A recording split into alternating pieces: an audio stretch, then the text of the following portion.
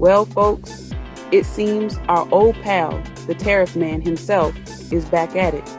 That's right, Donald Trump, never one to shy away from a good old-fashioned trade war, has slapped some hefty tariffs on goods from Canada, Mexico, and China. The official line from the White House?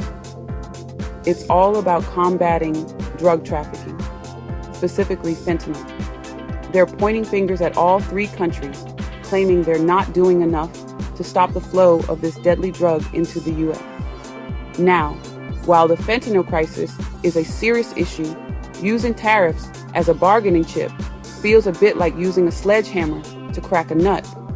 Let's not forget, this isn't Trump's first rodeo with tariffs. He's used them before.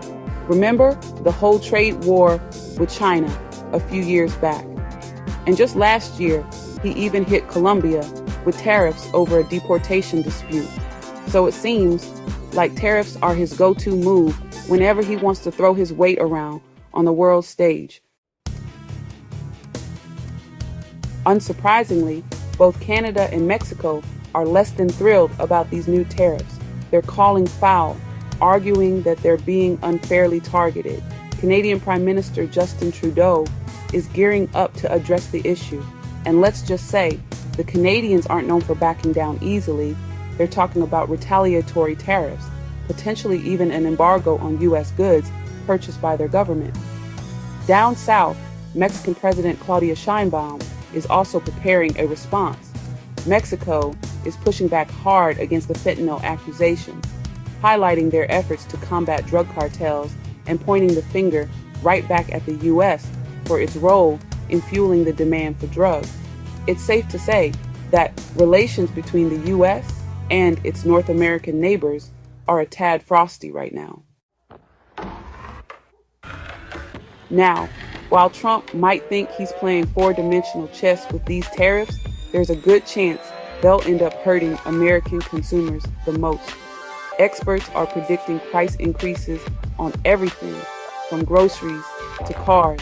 Remember, Canada and Mexico are major trading partners, so slapping tariffs on their goods is going to have a ripple effect throughout the U.S. economy.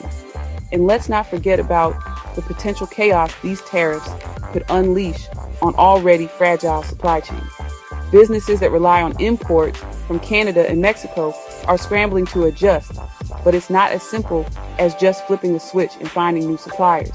The whole friendshoring idea, where companies moved production closer to home to avoid the U.S.-China trade war, is now looking like a bit of a bust.